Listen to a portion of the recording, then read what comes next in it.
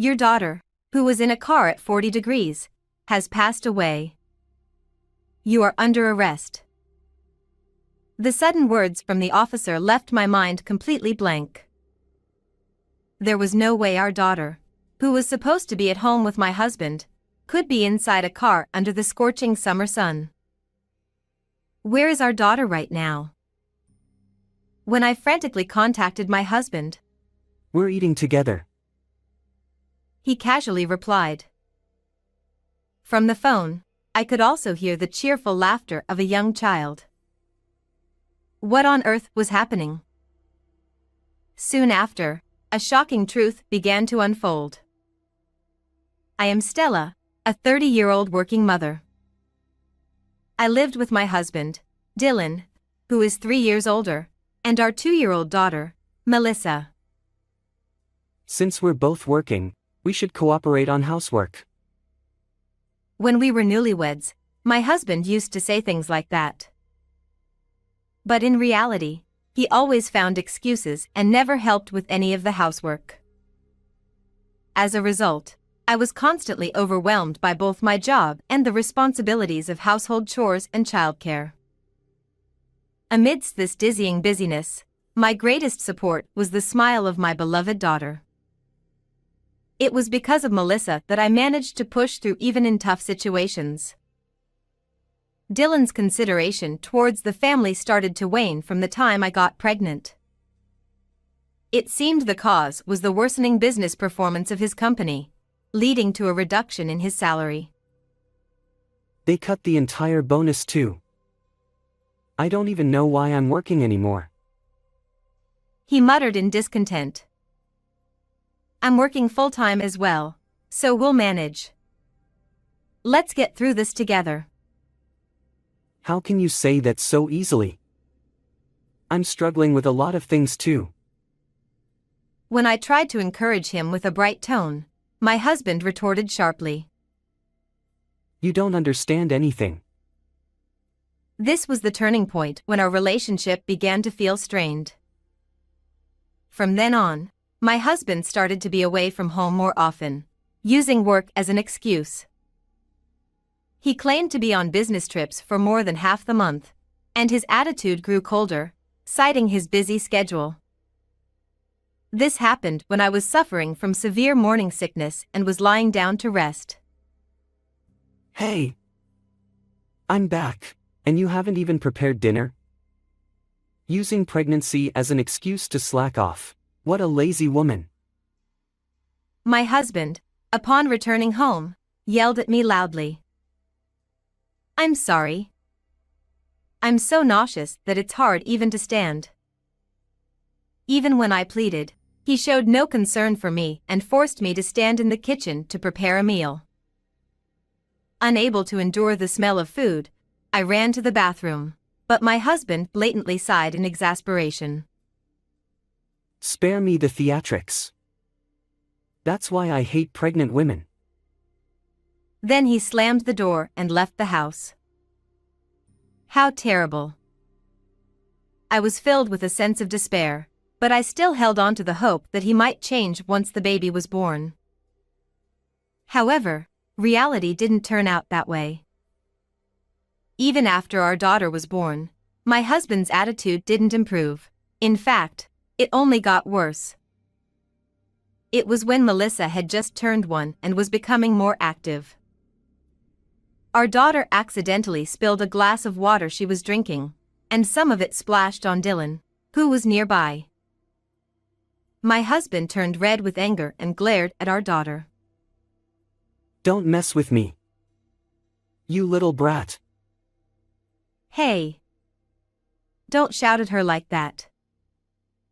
While trying to comfort a crying Melissa, I reprimanded my husband for his behavior, but he didn't listen. And this wasn't just a one-time thing, it happened repeatedly. The thought of divorce crossed my mind, but I felt that I couldn't take a father away from our daughter just because of my feelings, so I held on somehow. But a few days after our daughter's 2nd birthday, something happened. It was a day off, but I received an urgent call from work in the morning. informing me of a problem, so I had to go in unexpectedly. I asked my mother if she could take care of Melissa, but she said she had plans and couldn't. Feeling helpless, Dylan surprisingly offered to help. I'm free all day today, so I'll take care of her. You'd better hurry, or you'll be late. Thank you. I'll try to get back as soon as possible. Please take care of her. I expressed my gratitude to my husband and quickly got ready and headed to work. As the noon chime rang, I finished my work and hurried through the ticket gate at the station nearest to our home, wiping the sweat off my forehead with a handkerchief. Stepping outside, the relentless sun was beating down on the asphalt.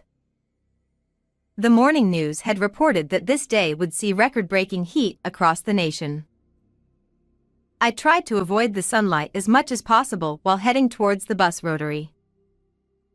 At that moment, I saw several police officers rushing about. Is there an incident? I casually followed them with my eyes and saw a crowd of onlookers, and at the center of their attention was a car. Huh? Isn't that? I muttered in shock. It was my own car, surrounded by police. I couldn't understand why my car was there. I hadn't driven it that day since I don't use it for commuting to work. Excuse me. I couldn't just leave it like that, so I cautiously approached one of the officers. When I identified myself as the owner of the car, they gave me a stern look. Your daughter, who was in a car at 40 degrees, has passed away. You are under arrest. What? That can't be. The sudden words from the officer left my mind completely blank. According to them, a passerby had found a girl unresponsive in the car and called the police. Melissa should have been at home with my husband. This couldn't be happening. But the child found in the car had already been taken to the hospital, and I couldn't even see her face. I told the officer I needed to check something and frantically contacted Dylan. Where is our daughter right now? Why are you asking all of a sudden? We're eating together. He casually replied. Moreover, I could hear the cheerful laughter of a young child in the background. What was going on? I hung up the phone, bewildered, only to find the police officers glaring at me with anger. We need to hear the details. Please come with us to the station. Thus, I was taken in a police car and questioned at the station. They repeatedly asked me the same questions, and I gave the same answers each time. Several hours later, I was finally released. I decided to rush to the hospital they had mentioned. By the time I arrived at the hospital, the sun had set, and I was guided to a room where I found Melissa lying on a bed. But I was too late. My daughter had fallen into a deep sleep. When I left the house that morning, I never imagined something like this would happen. Melissa. Why did she have to go through something so terrible? As I cried, clinging to her, I vowed to uncover the truth and drag the person responsible for this into hell. A few hours later, I returned home alone. Dylan had gone out somewhere, and the house was dark. When I turned on the light in the living room, I noticed my husband's notebook and work documents scattered carelessly on the table. As I gathered them up to put them away, I accidentally dropped the notebook, and it fell open on the floor. Oh no. When I reached out to pick it up, I saw something shocking written on the open page. No way. I went to Dylan's study and checked his laptop, and discovered something even more surprising. The content was so far removed from reality that I felt my love for my husband drop to freezing point. So that's what it was. Resolving myself, I decided to make a certain phone call. Dylan returned home the next evening. He seemed in an unusually good mood, humming a tune as he placed the keys to my car on the living room table. I stepped out slowly from the shadows, watching him with cold eyes. Stella. What are you doing here? You were supposed to be arrested. My husband's body jolted, and he raised his voice in shock when he saw me. I picked up the car keys and, without hesitation, confronted him. So it was you after all. I thought something was wrong when I couldn't find the keys anywhere. No, I just accidentally took them by mistake. Why did you leave Melissa in my car and disappear? Perhaps sensing my growing anger, Dylan took a half step back. What are you talking about? I don't know anything. There's only one key, so how else could the car have been moved to the station? Only you could have done it. That's... My husband faltered, looking down, but I didn't stop my pursuit. At that moment, I felt an overwhelming surge of anger rising within me. The temperature inside the car exceeded 40 degrees in that scorching heat.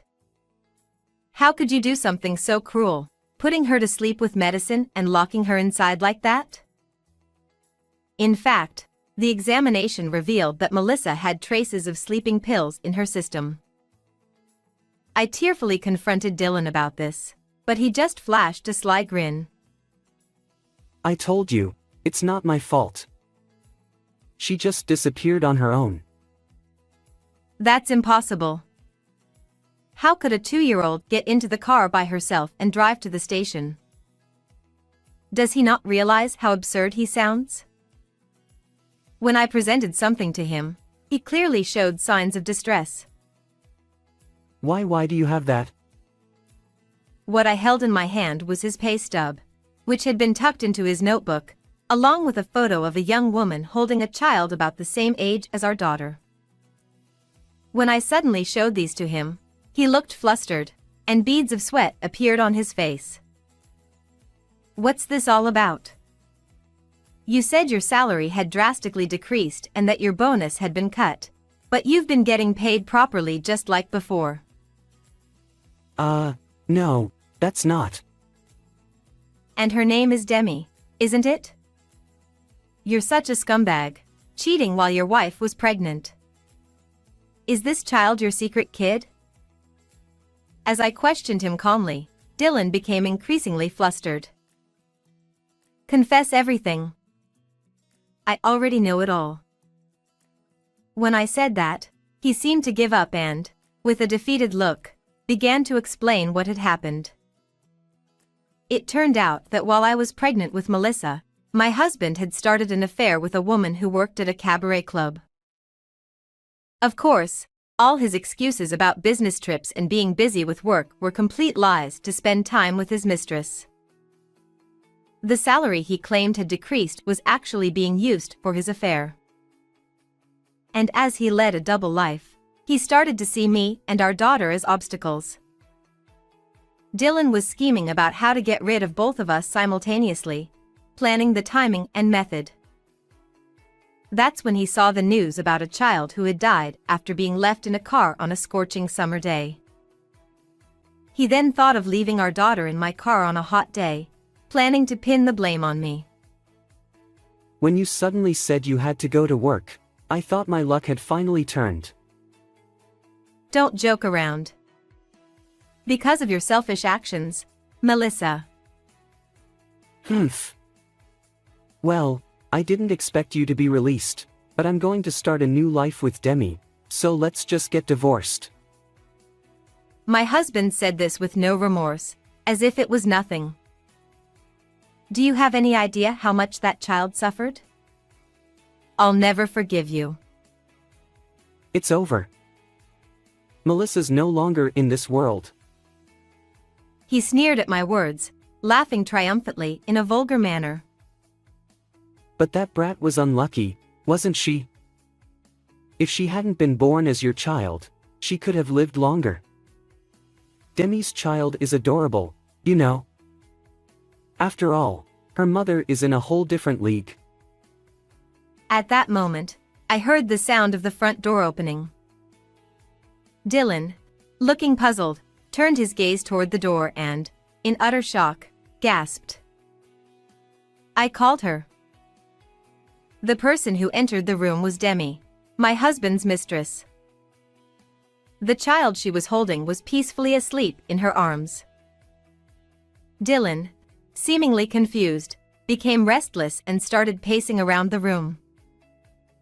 The truth was, on the previous day, I had discovered explicit exchanges with her on my husband's laptop in his study. I also found a business card for the cabaret club where Demi worked in one of the drawers, with her phone number written on it. I had secretly contacted her to hear her side of the story. Dylan had lied to Demi, claiming he was single, and they had been dating. When she found out he had a wife and child and had left Melissa in the car to meet her, Demi was shocked and furious. As a mother of a child the same age, she couldn't forgive such an act. The child's voice I heard in the background when I called Dylan before being taken to the police belonged to Demi's child. I know I can't be forgiven just by saying I didn't know, but I'm truly sorry. She looked me in the eye and sincerely apologized again. Dylan, witnessing this, became increasingly uncomfortable, shifting uneasily and darting his eyes around. And how is your daughter? Fortunately, she's made it through and is able to talk now. My mother is with her at the hospital. When I answered brightly, Demi's expression relaxed with relief. Her genuine concern for Melissa was evident. In contrast, my husband's eyes widened in shock. What? She's still alive? Yes. Thanks to her strong will to survive. After I was released from police custody, I rushed to the hospital, where the doctor informed me that while my daughter had been unconscious at one point, she was out of danger. Melissa, who had bravely endured her treatment, had fallen asleep from exhaustion. No way. Demi then turned her determined gaze toward Dylan, who was looking downcast. When I reached out to my estranged parents, they scolded me, telling me to come home right away. I'll be suing you for deceiving me about your marital status and for child support. Wait. Hold on. I was planning to start a new life with you. I can't deal with that. Dylan's voice was pitiful, but Demi only gave him a cold stare. Then, she bowed to me and left the room. My husband then looked at me with pleading eyes. Stella. I must have been in a bad dream. Now that I've finally woken up, let's live happily together as a family of 3. Huh? How could I possibly forgive you after you put our daughter's life in danger? Don't try to say convenient things now. I pushed him away as he tried to plead with me. I placed the divorce papers and my wedding ring on the table, grabbed the bags I had packed, and headed to the hospital, where Melissa and my mother were waiting. Behind me, I could hear Dylan's voice crying out loudly, begging for forgiveness. Later, I sued my husband for $200,000 in alimony and child support, and the divorce was finalized. Regarding my daughter, security cameras at the station clearly captured Dylan parking the car and running away from the scene, leading to his arrest. It looks like he'll be spending a few years behind bars. The incident was widely covered in the news, and my husband's face and real name were broadcasted for all to see. After facing social condemnation, he was fired from his job and cut off by his parents and friends. Even when he finishes serving his sentence, there won't be anyone waiting for him. He'll likely end up living a miserable life, drowning in debt to pay off the alimony and child support, but I don't care what happens to him now. As for me, I've returned to my parents' home, and with their help, I'm doing my best to balance work and raising my child. Every day, Melissa's adorable smile gives me the strength I need. It's my motivation, and I want to become a strong mother for her so we can have a happy future. How was this story? Please don't forget to subscribe to the channel. See you in the next video.